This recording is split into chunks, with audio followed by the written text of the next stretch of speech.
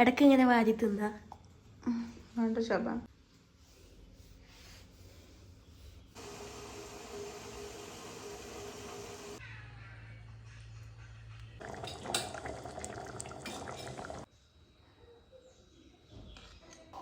Hi അസ്സലാമു അലൈക്കും. എല്ലാവർക്കും നമ്മുടെ പുതിയൊരു വ്ളോഗിലേക്ക് വീണ്ടും സ്വാഗതം. അപ്പോൾ ഏകദേശം ഒരു 6 മണിയൊക്കെ ആയിട്ടുണ്ട്. നല്ല മഞ്ഞുണ്ട് കേട്ടോ. അപ്പം മഞ്ഞൊന്നും നോക്കിയില്ല, എന്തായാലും മുറ്റടിക്കാമെന്ന് വിചാരിച്ച് ഞാൻ വേഗം മുറ്റമൊക്കെ ഒന്ന് അടിച്ച് വാരി ഇട്ടിട്ടുണ്ട്. അപ്പോൾ ഇന്നലെ തലേ ദിവസം നല്ല മഴയായിരുന്നല്ലോ, വൈകുന്നേരം നല്ല മഴയായിരുന്നു കേട്ടോ ഇവിടെ. അതുകൊണ്ട് തന്നെ നല്ല മുറ്റമൊക്കെ വൃത്തികേടായി കിടക്കുന്നുണ്ട്. അപ്പോൾ എന്തായാലും മഞ്ഞൊന്നും നോക്കിയില്ല, പെട്ടെന്ന് തന്നെ മുറ്റമൊക്കെ ഒന്ന് അടിച്ചിരട്ടെ. പിന്നെ കുഞ്ഞു കുഞ്ഞു വിശേഷങ്ങളായിട്ടാണ് വന്നിട്ടുള്ളത്. ഒരുപാട് റെസിപ്പീസൊക്കെ കാണിക്കുന്നുണ്ട്. വീഡിയോ സ്കിപ്പ് ചെയ്യാതെ കണ്ട് അഭിപ്രായങ്ങൾ അറിയിക്കണേ. ഇന്നത്തെ ബ്രേക്ക്ഫാസ്റ്റ് നമുക്ക് ഇഡ്ഡലിയാണ് കേട്ടോ. ഞാൻ തലേദിവസം അരച്ച് വെച്ചിട്ടുണ്ടായിരുന്നു. ഷാഫ്ക്കാക്ക് നേരത്തെ പോകേണ്ടതുകൊണ്ട് തന്നെ ഇഡ്ഡലി ഒന്നും വേണ്ട, 2 മുട്ട പുഴുങ്ങിയത് മതി എന്ന് പറഞ്ഞാൽ അങ്ങനെ 2 മുട്ട പുഴുങ്ങി കൊടുത്തിട്ടുണ്ട്. അപ്പോൾ ഞാൻ പിന്നെ കുറച്ച് കഴിഞ്ഞതിന് ശേഷം, മുറ്റടി കഴിഞ്ഞതിന് ശേഷമാണ് ഞാൻ വേഗം അങ്ങ് അടുക്കളയിലേക്ക് കയറിയത്. ഇഡ്ഡലിക്ക് ഞാൻ അരച്ച് വെച്ചത് കുറച്ച് വൈകിട്ടായതുകൊണ്ട് കുക്കറിലാണ് ഒഴിച്ച് വെച്ചിട്ടുള്ളത് കേട്ടോ. അങ്ങനെ ആകുമ്പോൾ നമുക്ക് നന്നായിട്ട് പൊന്തി കിട്ടും. പിന്നെ അടിയിൽ കുറച്ച് ചൂടുവെള്ളം പിന്നെ ഒഴിച്ചിട്ടുണ്ടായിരുന്നു കേട്ടോ. ഒഴിച്ചിട്ട് അതിൽ ഇറക്കി വെച്ചതും കൂടെ ആയിരുന്നു, പെട്ടെന്ന് ഒന്ന് പൊന്തി കിട്ടാൻ വേണ്ടി. ഞാൻ ചോറോ അവിലോ അങ്ങനെയൊന്നും ചേർക്കുന്നില്ല കേട്ടോ. അപ്പോൾ ഇതിൻ്റെ റെസിപ്പി വേണമെന്നുള്ളവർക്ക് എൻ്റെ കുക്കിംഗ് ചാനലിൽ പോയാൽ ഷോർട്ട് വീഡിയോ ആയിട്ട് ഇട്ടിട്ടുണ്ട് കേട്ടോ. എൻ്റെ ചാനലിൻ്റെ പേര് ഒരുപാട് തവണ ഞാൻ മെൻഷൻ ചെയ്തിട്ടുണ്ട്.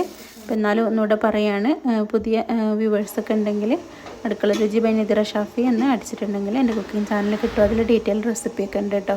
ഇനി നമുക്ക് ഇഡ്ഡലിയൊക്കെ പെട്ടെന്ന് അങ്ങ് ചുട്ടെടുക്കാം. ഇവിടെ പിന്നെ സാമ്പാറും വേണം, ഇഡ്ഡലി ചുടുകയാണെങ്കിൽ ചട്നിയും വേണം.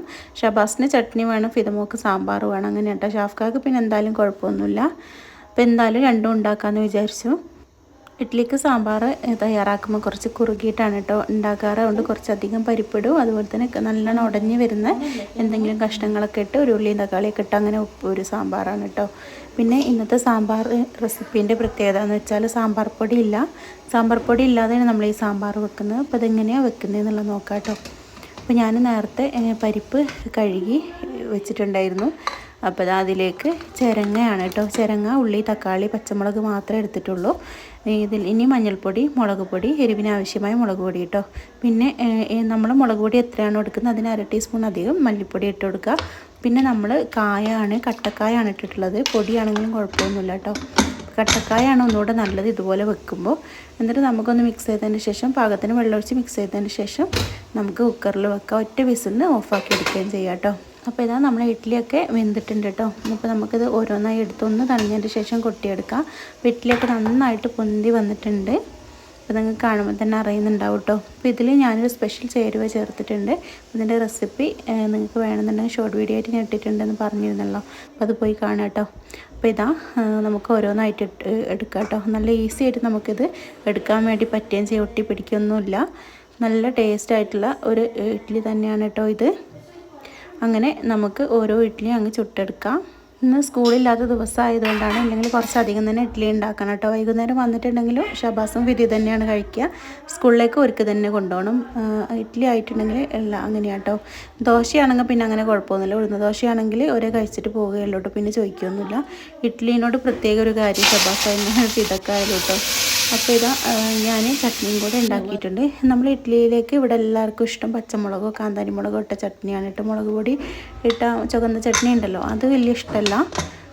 അപ്പോൾ ഇതാ നമ്മൾ സാമ്പാർ ഇവിടെ ഒറ്റ വിസിലായപ്പോൾ ഞാൻ ഓഫാക്കി നന്നായിട്ട് വിസിലൊക്കെ പോയതിന് ശേഷം തുറന്നെടുത്തിട്ടുണ്ട് കേട്ടോ. നന്നായി ഒന്ന് ഉടച്ചെടുത്തൊന്ന് കുറുകിയ സാമ്പാറാവും. പിന്നെ നമ്മളതിൽ പുളിക്ക് ആവശ്യമായ പുളി ഒഴിച്ച് കൊടുക്കുകയാണ്. പാകത്തിന് പുളി കേട്ടോ. പിന്നെ ഉപ്പ് ചേർത്തിട്ടില്ലല്ലോ, പാകത്തിന് ഉപ്പ് കൂടെ ചേർത്ത് നന്നായി മിക്സ് ചെയ്തതിന് ശേഷം വീണ്ടും ഒന്ന് തിളപ്പിച്ചെടുത്തിട്ടുണ്ട്. ഇനി കടുക്, അതുപോലെ തന്നെ കറിവേപ്പില, പിന്നെ വറ്റൽമുളകോ ഒക്കെ ഇട്ടിട്ട് വെളിച്ചെണ്ണയിൽ വറവ് ചെയ്തെടുത്ത് പെട്ടെന്ന് അങ്ങ് അടച്ച് വെക്കാം കേട്ടോ. നല്ല ടേസ്റ്റി ആയിട്ടുള്ളൊരു സാമ്പാറാണ് കേട്ടോ. അപ്പോൾ ഇതാ നമ്മളെ ബ്രേക്ക്ഫാസ്റ്റ് ഇവിടെ റെഡി ആയിട്ടുണ്ട്. അപ്പോൾ ഇതാ സാമ്പാറും ചട്നിയും, എനിക്ക് ഏറ്റവും ഇഷ്ടം ചട്നിയാണ് കേട്ടോ. എനിക്ക് സാമ്പാർ എന്തായാലും കുഴപ്പമൊന്നുമില്ല, നിർബന്ധമൊന്നുമില്ല, എന്നാലും ചട്നിയോടാണ് കൂടുതൽ ഇഷ്ടം കേട്ടോ. അപ്പോൾ ഞങ്ങൾ എല്ലാവരും ഫുഡൊക്കെ കഴിച്ചു. ഷാഫ്ക്ക എത്തിയിട്ടില്ലായിരുന്നു. ഞാനും ഫിദമോളും ഷബാസും ഫുഡ് കഴിച്ചു കേട്ടോ. പിന്നെ പാത്രങ്ങളൊക്കെ വേഗം കഴുകി വെച്ചിട്ടുണ്ടായിരുന്നു. അപ്പോൾ അതൊക്കെ പെട്ടെന്ന് അങ്ങ് ഒതുക്കി വെക്കാമെന്ന് വിചാരിച്ചു. പാത്രങ്ങൾ കഴുകി ഒന്ന് വെള്ളമൊക്കെ തോർന്നതിന് ശേഷം ഉണക്കി എടുത്ത് വെക്കാനുള്ളത് അങ്ങനെ ഉണക്കാൻ വെക്കും. അല്ലാത്തതൊക്കെ സ്റ്റാൻഡിൽ ഇങ്ങനെ ഒതുക്കി വെച്ചിട്ടുണ്ട് കേട്ടോ. ചായ കുടി കഴിഞ്ഞ് പാത്രമൊക്കെ കഴുകി കഴിഞ്ഞതിന് ശേഷം വേഗം ഫിദമോൾ അകം അടിച്ച് വാരിയിട്ടുണ്ടായിരുന്നു കേട്ടോ. പിന്നെ ഒക്കെ പഠിക്കാനുള്ളതുകൊണ്ട് അവിടെ തുടക്കാനൊന്നും ഏൽപ്പിച്ചില്ല, എക്സാം ആയില്ലേ. അപ്പം ഞാൻ വേഗം തുടക്കാമെന്ന് വിചാരിച്ചു. പിന്നെ അത് കഴിഞ്ഞിട്ട് അരി കഴുകിയിടുകയാണ് കേട്ടോ. അരി കഴുകി ഒന്ന് ഉണക്കാനിടുകയാണ്. വെയിലത്തൊന്നല്ല ഇടുന്ന, അകത്താണ്. വെയിലത്തൊന്നും ഇവിടെ ഇടാൻ പറ്റൂല. എന്താണെന്ന് വെച്ചിട്ടുണ്ടെങ്കിൽ കുരങ്ങിൻ്റെ ശല്യമാണെന്നും പറയണ്ട കേട്ടോ. കുരങ്ങ് വന്നിട്ട് ഒക്കെ മാന്തി ഒക്കെ തിന്നു കേട്ടോ. പുഴുങ്ങല്ലരി ഞാൻ ഇതേപോലെ ഉണങ്ങാനിട്ടിട്ടുണ്ട്.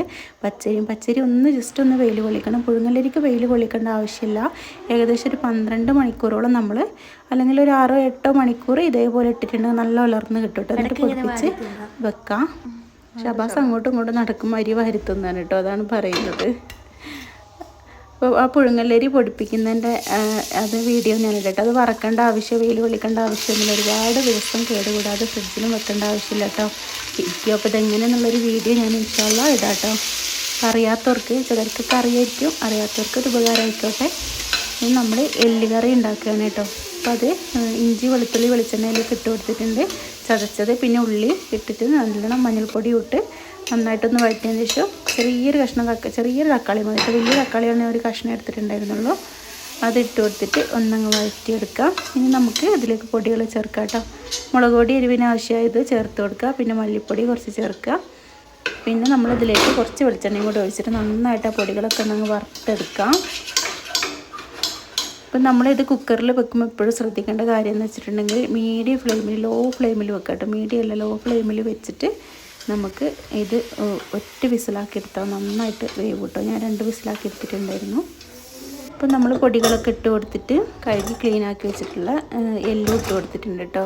അപ്പോൾ ഇത് പോത്തിൻ്റെ വാരിയെല്ലാണ് കേട്ടോ. നല്ല ടേസ്റ്റ് അതുപോലെ വെക്കണം. ഇനി ഇതിൽ കുറച്ച് ഗരം മസാല ചേർക്കണം കേട്ടോ. ഗരം മസാലയും കറിവേപ്പില ഞാൻ നേരത്തെ ചേർത്തിട്ടുണ്ടായിരുന്നു. അത് കാണിക്കാൻ പറ്റിയില്ല, കട്ടായി പോയെന്നൊരു സംശയമുണ്ട് കേട്ടോ, വീഡിയോയിൽ കണ്ടില്ല. പിന്നെ പാകത്തിന് ഉപ്പ് ചേർത്ത് തിളപ്പിച്ചെടുക്കുക. അതുപോലെ തന്നെ ഇതിൽ ചേർക്കുന്ന ഗരം മസാല, അതാണ് ലാസ്റ്റ് ചേർക്കുന്ന ഒരു ഗരം മസാല. നല്ല ടേസ്റ്റാണ് കേട്ടോ. ചേർക്കുകയാണെങ്കിൽ ലാസ്റ്റ് തന്നെ ചേർക്കണം, ആദ്യം അത് ചേർക്കരുത്. ലാസ്റ്റ് നമ്മളിതിലേക്ക് മല്ലിച്ചപ്പ് ചേർക്കുമ്പോൾ കുറച്ച് വെളിച്ചെണ്ണയും കൂടെ ഒഴിച്ച് കൊടുക്കണം കേട്ടോ. നല്ല ടേസ്റ്റാണ് കേട്ടോ ഇത്.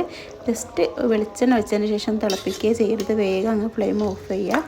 എന്നിട്ട് നന്നായിട്ട് മിക്സ് ചെയ്തെടുക്കുക. നല്ല ടേസ്റ്റാണ് കേട്ടോ. ഇത് കുറച്ചിങ്ങ് തണുത്ത് കഴിഞ്ഞിട്ടുണ്ടെങ്കിൽ, അധികം നെയ്യൊന്നും ഇല്ലാത്തതുകൊണ്ട് തന്നെ ചെറിയ ചൂടാണ്, നല്ല തിളച്ച ഒരു പരുവാങ്ങ് മാറി കഴിഞ്ഞിട്ടുണ്ടെങ്കിൽ നല്ല കളറൊക്കെ അങ്ങ് ചേഞ്ചായി വരും. കഴിക്കാനും നല്ല ടേസ്റ്റാണ് കേട്ടോ. അപ്പോൾ ഇന്നത്തെ വ്ളോഗ് ഇത്രയേ ഉള്ളൂ കേട്ടോ. ഇപ്പോൾ വീഡിയോ ഇഷ്ടമായാൽ ലൈക്ക് ചെയ്യാൻ മറക്കരുത്, കൂടെ സബ്സ്ക്രൈബും. Thank you.